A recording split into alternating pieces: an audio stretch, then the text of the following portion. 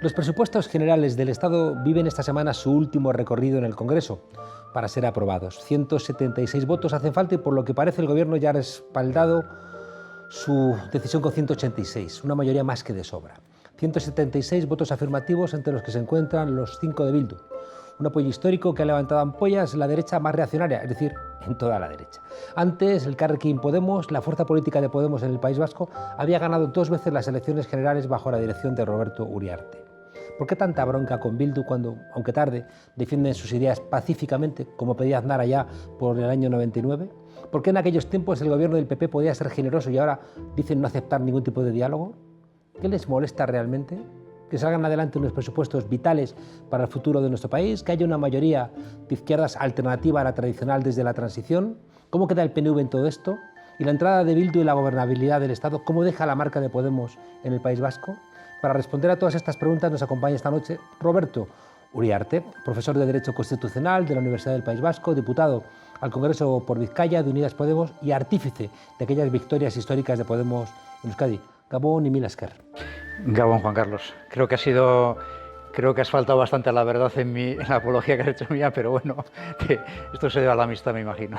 ¿Qué es lo que hace por aquí un bilbaíno de la margen izquierda por Madrid? Bueno, pues en primer lugar echaba de menos ya Madrid porque yo me siento un poquitín madrileño también en la medida en que de joven estuve unos añitos aquí, hice un máster en Derechos Humanos en aquellos tiempos y disfruté Madrid en una época en la que Madrid era una ciudad preciosa y era una ciudad gobernada por un viejo profesor y había un ambiente fantástico. Estás un poco ahora asustado de la violencia que identificas en Madrid. Sí, un poquito sí, veo mucha agresividad y bueno, pues de alguna forma en la medida en que en Euskadi pues hemos vivido unos años realmente tremendos, ¿no? Aquellos años de plomo que se llamaban y que ahora empieza a recuperarse la convivencia y bueno, pues una cierta cordialidad, una cierta amabilidad incluso en el debate político. Es una pena ver que Madrid va un poquito para atrás en esta cuestión, ¿no? Y eso me entristece un poquito. Cuando yo estuve aquí de joven, pues el ambiente que había en Madrid era muy positivo, muy vanguardista, muy amable, en fin, era una ciudad muy acogedora y bueno, me parece que está perdiendo un poquito en ese sentido. Y esa crispación política se traduce en crispación en los bares, en las calles, prácticamente se percibe en el ambiente. Se percibe en el ambiente, sí. Por ponerte un simple ejemplo, estando en el momento de pandemia, ¿no? Que bueno, pues teníamos que venir a trabajar al Congreso y yo me iba a un Ultramarinos, a una tiendita a tomarme un café allí que te dan por la mañana y había un cartel puesto como diciendo tú verás lo que haces, pero cuando tengamos la próxima crisis, si les compras a los chinos la próxima vez te darás cuenta que nos dejan abandonados y tal. Era, en lugar de hacer algo amable, de ¿por qué no compras en el comercio de cercanía, a la gente local? Era lo contrario, no era una forma agresiva de decir lo mismo y se te quitaban casi las ganas de consumir en aquel sitio, ¿no? Un tono un poquito, en fin, que no es el más agradable.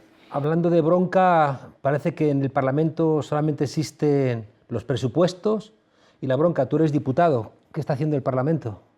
Bueno, no sé, yo te diré lo que hago yo, ¿no? En concreto, sí que veo que hay mal ambiente, pero también veo que todo el mundo habla que qué malo esto de la crispación. Parece que a nadie le gusta, pero todo el mundo la practica y la reproduce, ¿no? Y entonces esto es como la pescadilla que se muerde la cola. Yo personalmente lo que creo que hace es lo contrario, cambiar de hábitos, de modales y de costumbres, intentar, digamos, tejer redes, ser empático con la gente que tiene otras ideas y que están en otros grupos e intentar llevar ese ambiente que muchas veces no es tan malo fuera del hemiciclo, porque en el hemiciclo se teatraliza mucho, se genera un ambiente un poco feo que se transmite a la ciudadanía cuando luego en la cafetería el ambiente es bastante más amable, ¿no? Entonces yo, pues partiendo un poquito de esa idea, pues he creado un intergrupo que hoy mismo nos ponemos en marcha, tenemos nuestra primera reunión, un intergrupo en que habrá una persona con perfil amable de cada uno de los grupos políticos y crearemos un grupo, digamos, de parlamentarios de todos los grupos diferentes para intentar promover un poquito las buenas prácticas. No se trata de decir qué feo esto de la crispación, oiga, ¿por qué no hacemos algo por mejorarla? ¿Por qué no creamos iniciativas, digamos, de relacionarnos mejor entre los grupos y de ayudar a generar un buen clima en la Cámara, ¿no? Como el que pueden tener los países que mejor están afrontando esta crisis, como pueden ser países como Nueva Zelanda o países del norte de Europa, que tienen otra forma de relacionarse políticamente y que eso en momentos como estos tan graves, pues yo creo que es una urgencia. ¿Va a haber gente de Vox en ese pues, intergrupos? Pues desde Vox hasta Bildu todos han dicho que sí, así que por ahora... Escuchando a los portavoces del PP cada miércoles o de Vox,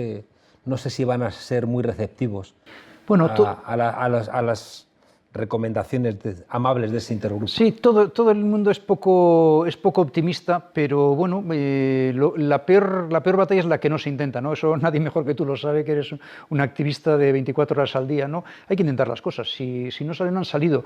Esto no tiene nada que ver, digamos, con colaboración política, es decir, yo soy partidario de que hay determinadas ideas con las que no se colabora, pero digamos que las relaciones de trabajo, cuando se está en un ambiente de trabajo, el hecho de que se respeten los silencios cuando la gente habla, quiere decir que son cosas mucho más básicas, ¿no? Incluso, yo lo que siempre digo, ¿no? Pues ¿cómo vas a colaborar? Digo, a ver, incluso en las guerras hay armisticios, los ejércitos se juntan de vez en cuando para declarar un alto el fuego, es decir, tú puedes, en la medida en que la política es una continuación de la guerra por otros medios o viceversa, pues también puedes, digamos, intentar que la relación no se vaya agravando el clima y no se vaya generando ese ambiente tan desagradable que a veces transmitimos, ¿no? ¿Y estáis haciendo los diputados algo más que aprobar los presupuestos? Bueno, los diputados estamos haciendo muchas cosas aparte de aprobar los presupuestos. Pero antes, cuando preguntabas, ¿no? Decías que se ha ampliado la mayoría, que hay una mayoría importante en estos presupuestos. Muchas de las cosas que le pasan a este país le pasan porque las cosas se comunican mal o porque no se saben, ¿no? Porque yo, por ejemplo, que soy un diputado novato, es mi primera legislatura, bueno, salvo los meses de la fallida, hay cosas que me sorprenden enormemente. Son los primeros presupuestos que veo aprobarse, porque íbamos con aquellos viejos presupuestos Montoro que se repetían continuamente. Pero a mí una cosa que me ha sorprendido, estaba en la comisión de presupuestos y resulta que se presentaban un montón de enmiendas, cientos de enmiendas, miles de enmiendas ha habido, ¿no? Pero muchas de ellas eran de grupos independentistas y las apoyaba el Partido Popular o las votaba a favor Ciudadanos y el gobierno las votaba en contra.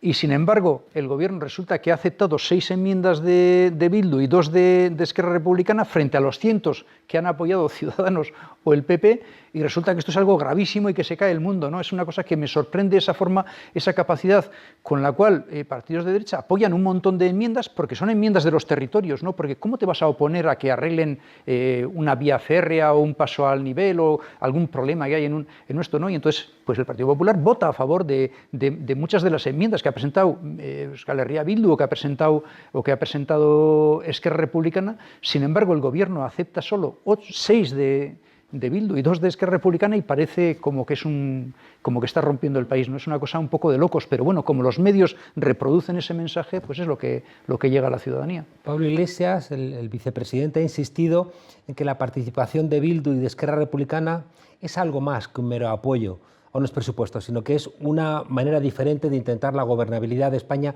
desde la izquierda. Sí, es más que la izquierda, es un bloque histórico de progreso, es decir, son todos aquellos partidos excepto los que han decidido mantenerse en la foto de Colón.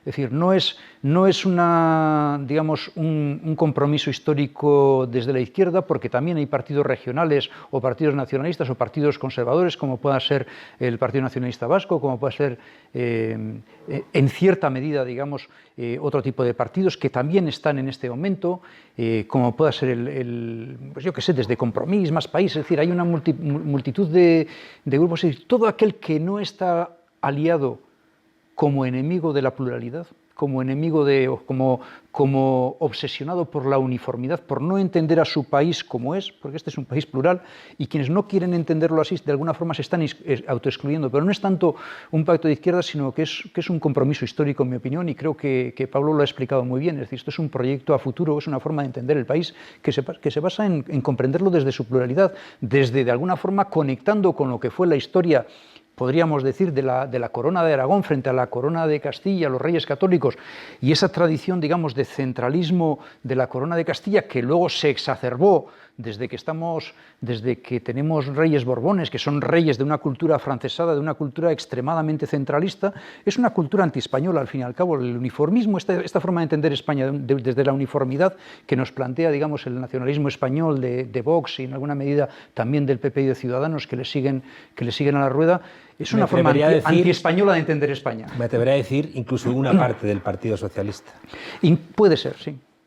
Oye, ¿qué significa, Roberto, tú que has peleado siempre contra la violencia en el País Vasco, que has sufrido la violencia como profesor, ¿no?, de Derecho Constitucional en la Universidad del País Vasco, que siempre, ya digo, te has posicionado en contra de ese quehacer que tanto enturbiaba, ¿no?, la convivencia? ¿Qué significa que EH Bildu aporte esos 5 votos a los presupuestos?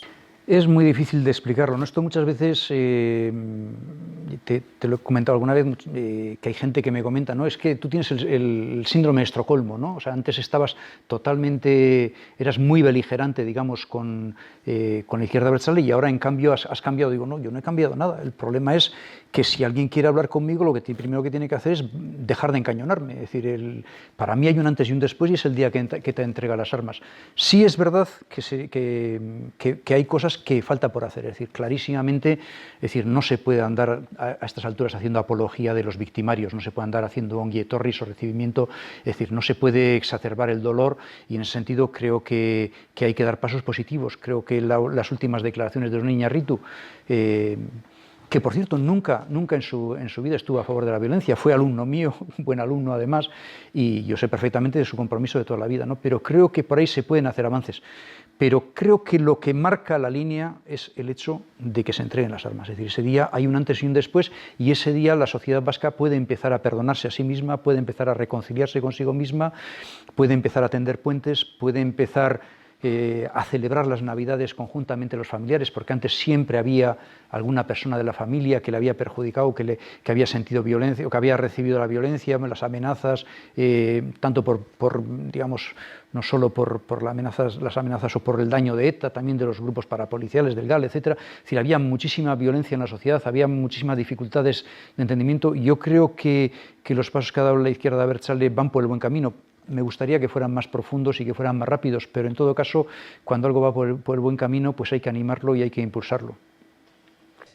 La derecha siempre está reclamándole a Bildu la condena del terrorismo, y a mí me sorprendió mucho la declaración de una persona como Margallo, que es ministro, ha sido ministro de Asuntos Exteriores, reconociendo que le había dicho una dirigente del Partido Popular del País Vasco que desde que ETA no les mataba se habían quedado sin proyecto político, ¿no? Parece que hay una necesidad constante, ¿no?, de apelar a la violencia, a ETA, que expresa una ausencia de proyecto político alternativo.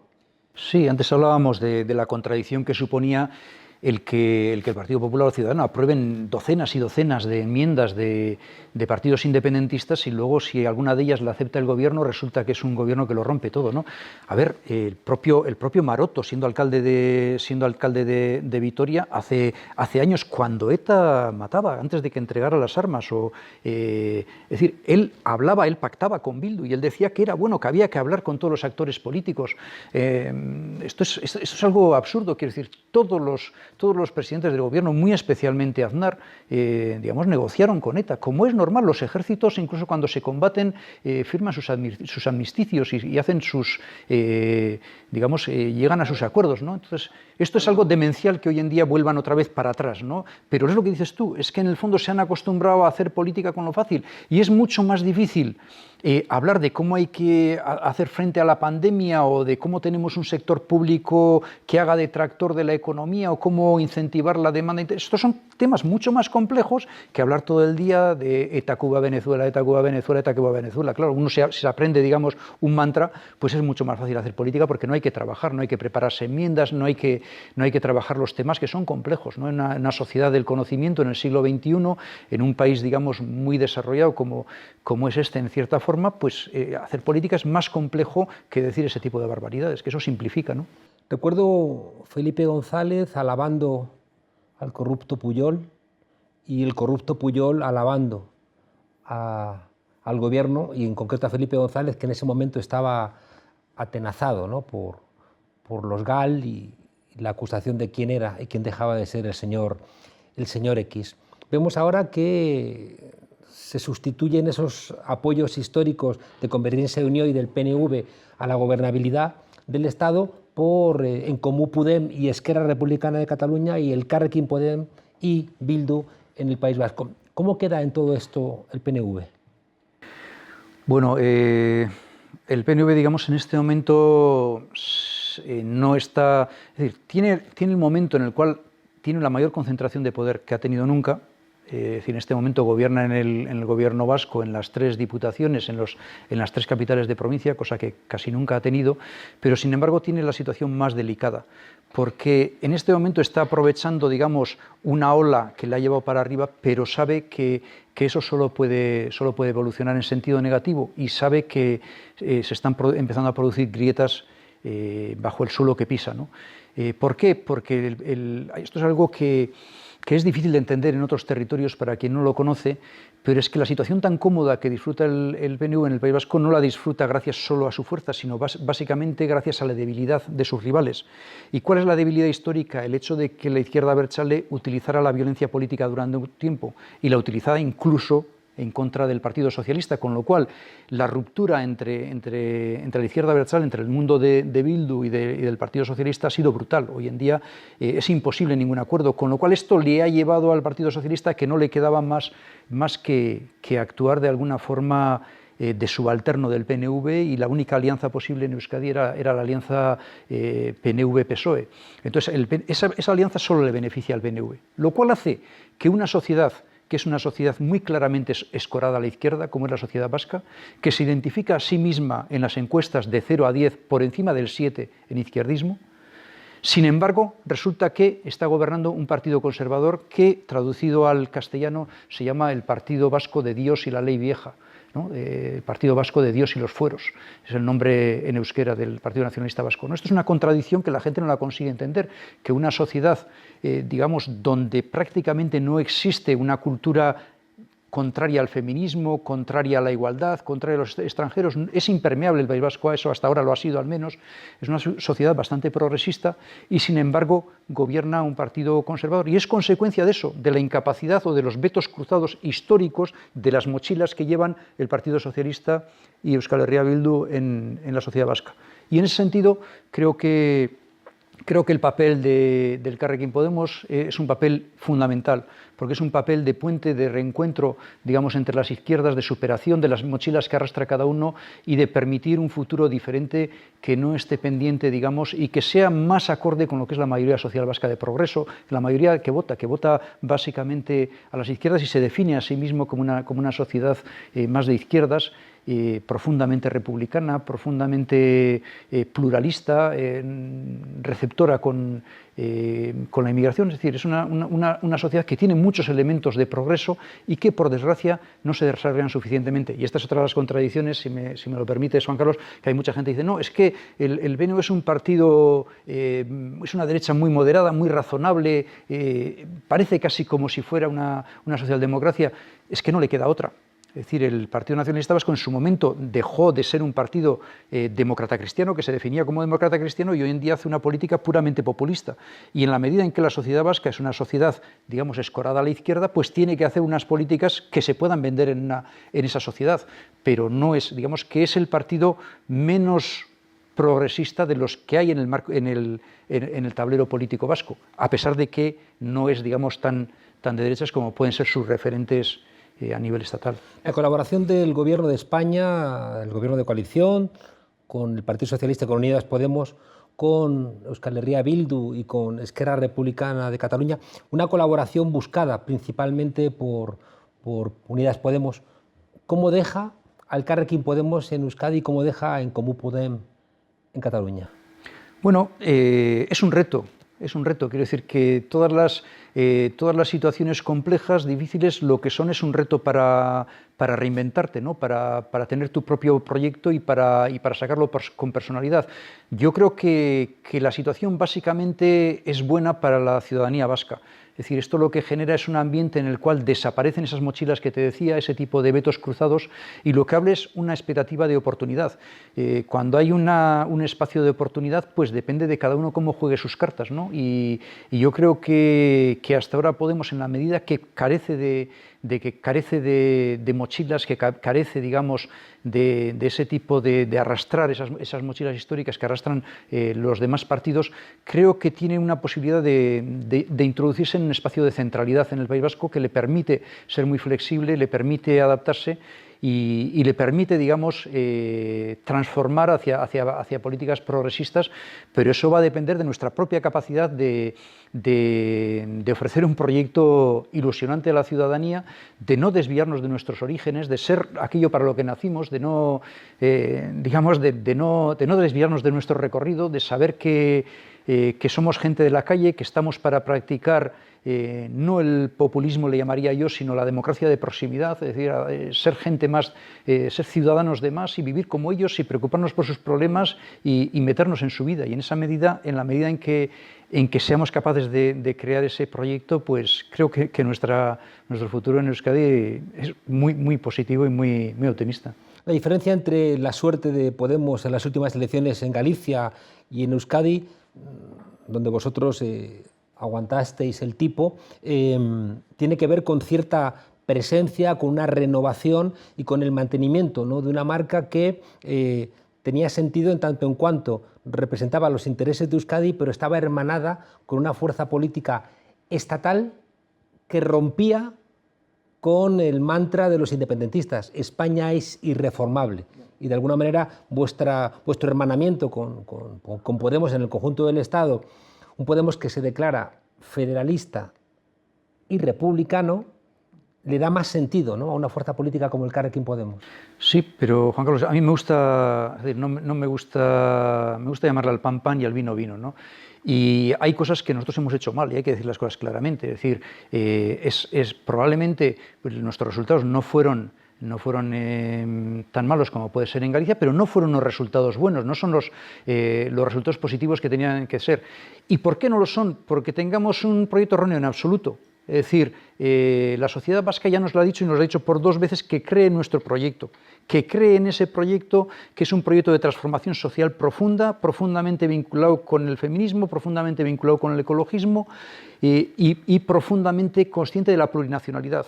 El problema es que, en mi opinión, cuando la ciudadanía vasca no ha salido a votar, porque es falso los análisis que se hacen, y si quieres lo podemos entrar un poquito más a fondo, son erróneos los análisis que piensan que ha habido un desplazamiento de voto. Lo que ha habido es simplemente que ha votado mucha menos gente y otros partidos, digamos, que han mantenido más su espacio. Y sin embargo, mucha gente que en el momento, digamos, más fuerte, 2014-2015, apostó en Euskadi, pues de alguna forma no se ha animado. ¿Y no se ha animado por qué? Pues porque en el nivel orgánico, en el nivel organizativo, no lo hemos hecho todo lo bien que lo podíamos hacer. Y las cosas hay que llamarle por su nombre, ¿no? Y hay que decir que eso lo tenemos que hacer mejor. Tenemos que ser una organización cohesionada. Sin cohesión es en balde que tengas las mejores ideas, el mejor proyecto. Si no das una sensación de una organización cohesionada, que sepa funcionar, digamos, manteniendo la pluralidad de ideas, pero manteniendo que vamos todos al unísono, que no va cada uno como el ejército de Pancho Villa, y eso no lo hemos hecho del todo bien. Hay que reconocerlo, que se puede mejorar muchísimo y tenemos que crear una organización cohesionada. Si no somos capaces de trabajar a la limón, es decir, si esto que te decía yo, que tenemos que llevarlo, digamos, a la vida política y tenemos que relacionarnos de una forma más cooperativa con las demás organizaciones, con los demás partidos, lo tenemos que hacer mucho más a la interna. Podemos tiene que ser una organización mucho más cohesionada, mucho más unida. Parece que las elecciones locales, autonómicas, ya no es Pablo Iglesias el que tiene que tirar de Podemos, sino que os va a corresponder a vosotros en los territorios hacer vuestra tarea. Es que como tire más, Pablo revienta, ¿no? No se puede fiar a las personas. Esto forma parte de la cultura de otros países, de los países presidencialistas, por ejemplo, ¿no? Si tú vas tú conoces bien Latinoamérica o la propia Norteamérica, otros países que no son parlamentarios, que son presidencialistas, siempre confían en que una persona va a llegar que prácticamente lo va a hacer todo, ¿no? Y parece que cada decisión política que se toma es que nuestro presidente nos ha dado esto, nos ha quitado esto.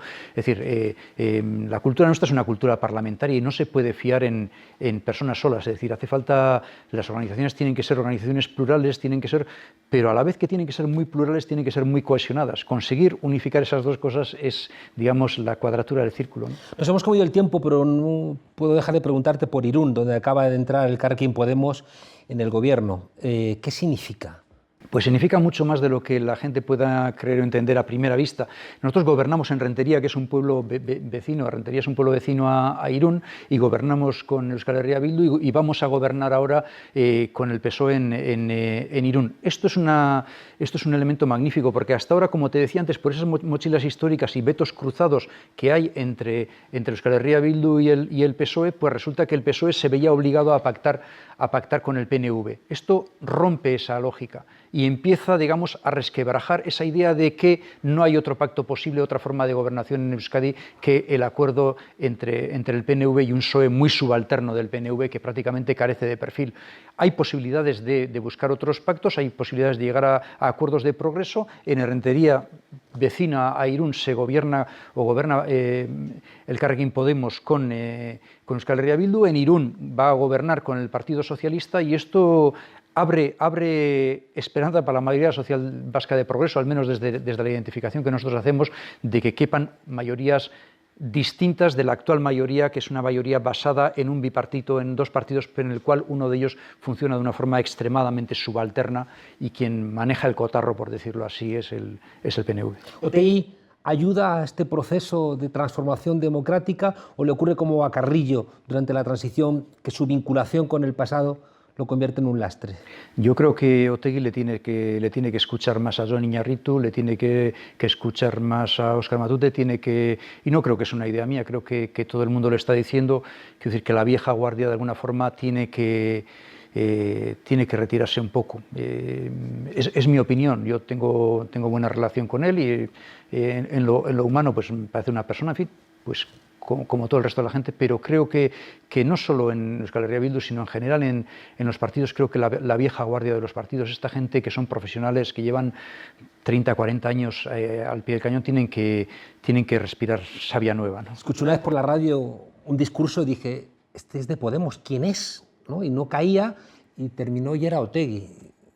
Me parecía que se había podemizado. Bueno, es cierto que Bildu, en la medida en que ha visto ahí, vio con nuestro despertar, cuando surgió Podemos, vieron que la ciudadanía vasca, más que estar todo el día con banderas, lo que quiere es que le solucionen sus problemas y lo que quiere es frenar los elementos más brutales del neoliberalismo. Quieren que nuestra juventud no tenga que emigrar, que la gente mejor formada no tenga que marcharse, creen que las reivindicaciones básicas de los sindicatos, de un trabajo estable y un trabajo con derechos, es algo fundamental. Y entonces, bueno, pues de alguna forma ha visto que ahí hay un filón y bueno, y me parece lógico y me parece razonable que lo quiera explotar y que, bueno, pues compitamos en buena lid por ese espacio que es lo que necesita la ciudadanía, que lo que necesita es soluciones. Roberto Uriarte, profesor de Derecho Constitucional, diputado de Unidas Podemos por Vizcaya. Te dejamos, porque sé que estás en el Parlamento ahora mismo, ¿no?, con algún proyecto de ley relevante. Sí, estoy en concreto con un proyecto que es lo que llevo 30 años en la universidad, dedicado toda mi vida, y mi tesis doctoral fue un poco sobre el artículo 129.2 de la Constitución, uno de esos artículos que los constitucionalistas desconocen y desprecian, que es el que habla de que los trabajadores tienen derecho a participar en la gestión de la empresa y tienen derecho a acceder al capital de la empresa. Una cosa que ahora dirían que es muy bolivariana y comunista, pero es lo que practica todo el norte de Europa desde hace muchos años, empresas, digamos, organizadas no de una forma jerárquica y despectiva desde un pequeño núcleo de poder que serían los administradores, que muchas veces es gente que no son empresarios, sino que son simplemente gestores de poder, que pueden estar, como tú bien sabes, por las puertas giratorias, igual están en el poder político que en el económico, que no tienen nada que ver con la idea de empresa del empresario que arriesga y del empresario, digamos, que se endeuda, que se hipoteca, que es otro tipo de empresario completamente distinto. Estos son los grandes poderosos, y en esas empresas que son grandes instituciones de poder más que empresas, en esas grandes empresas, digamos, que se basan en que tienen dos elementos, que son el capital y son el trabajo, que ambos elementos puedan aportar, que ambos elementos puedan corresponsabilizarse. Eso es un mandato de la Constitución que lleva 4 décadas sin desarrollar, y mi idea es, y en eso he presentado una serie de enmiendas, intentar empezar a dar pasos, aunque sean suaves, en el camino de lo que ha hecho el norte de Europa, que son empresas mucho más responsables y mucho menos kamikazes que las que tenemos aquí. Ay, ay, ay, ay, cuando los constitucionalistas se den cuenta de que con la Constitución se pueden cambiar las cosas, dejarán de ser constitucionalistas. Roberto Uriarte, muchísimas gracias por acompañarnos aquí en la frontera, Mil Esker y Gabón. Eskerrik asko, Juan Carlos.